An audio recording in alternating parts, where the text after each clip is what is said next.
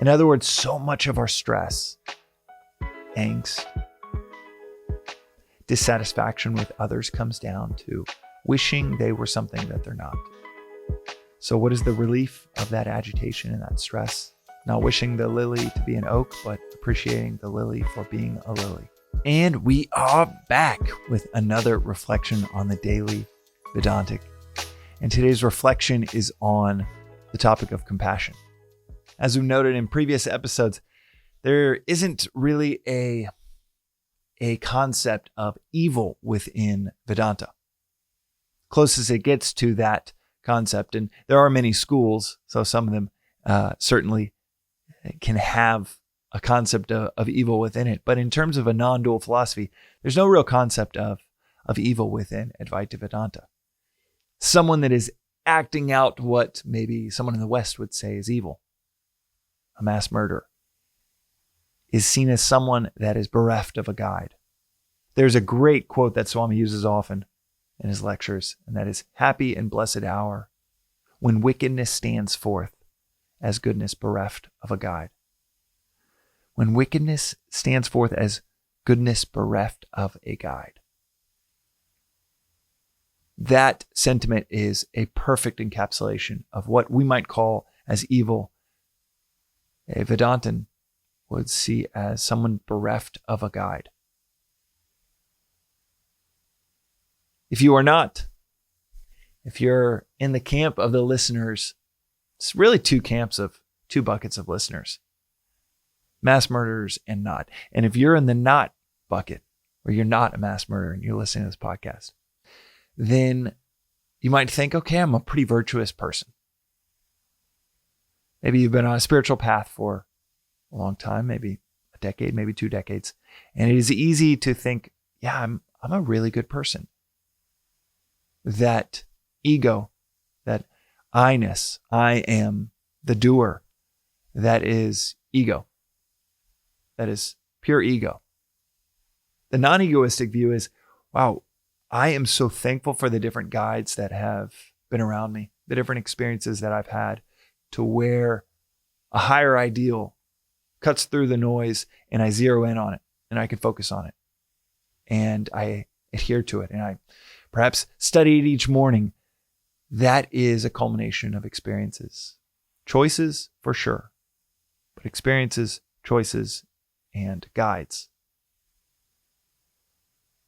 Another way of articulating this is point towards a compassionate view, towards someone that wrongs us or someone that seemingly is wronging the entire universe, is from a friend of mine, Pete Holmes. He's a comedian, a fellow Vedantin, and he said something on his podcast that I really loved. I don't remember where he got it from, but he said that there's a quote that he thinks about often when it comes to when he's ever been wronged. It's, if I were him, then I would be him. Or if I were her, then I'd be her. If someone does something we don't want them to do, and it agitates us, stresses us out, hurts us, saddens us, sets us back in some way, a really compassionate, observant way to look at the situation from almost an Overwatch perspective is, okay, that person may have been hurt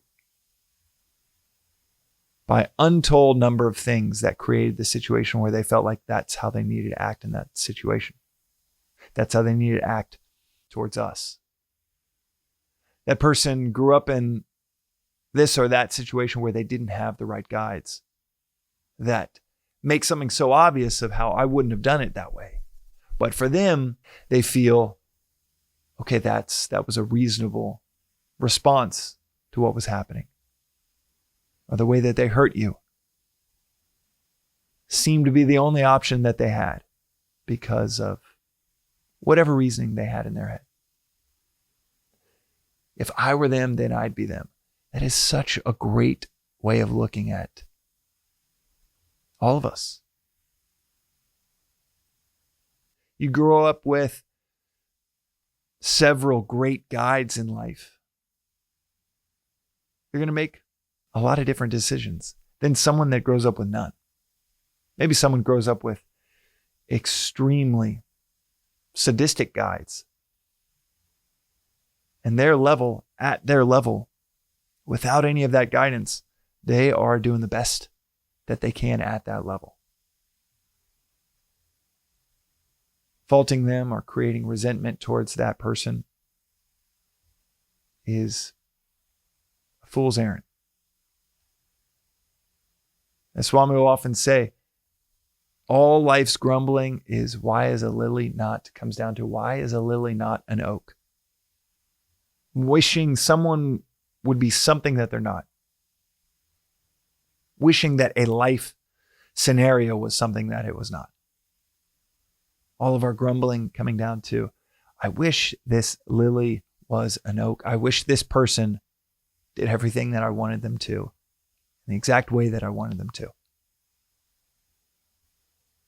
In other words, so much of our stress, angst, dissatisfaction with others comes down to wishing they were something that they're not.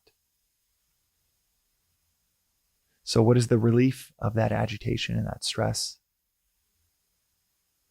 It's appreciating them for who they are. Not wishing the lily to be an oak, but appreciating the lily for being a lily. Appreciating that person that might not do everything that you want perfectly for you, but appreciating they are probably doing. It's so healthy to view it as them doing the best that they can. They might not be doing the best they can, but it is so healthy to give them that benefit of the doubt, to view whatever decisions they've made, maybe a couple of years in a row, from the perspective of a parent and a child. They are doing the best they can. Giving them that benefit. Recognizing that maybe they just didn't have the guides that you have. Not wishing the 5-year-old was a 45-year-old. Not wishing the lily was an oak. Not wishing that they had your intuition or your sense of judgment that you feel is superior to theirs. Not even thinking that you are the doer that's created whatever virtuous path you feel like you're on, that's above theirs. You are just an outgrowth of so many things around you. We all are. And thinking that you are the doer it's one of the unhealthiest, egoistic things that we can incorporate into our worldview, when maybe you just benefited from a whole lot of guides that they didn't have. And if you were them, maybe you'd be them. That is today's reflection on the Daily Vedantic. The next time that you're wronged, and it probably will be in the next day or two. Next time you think, why doesn't he or she do what I want them to do in a different way, in a better way? Why don't they see as clearly as I do? Try to give space to this thought of, maybe if you were them, you would do the exact same thing.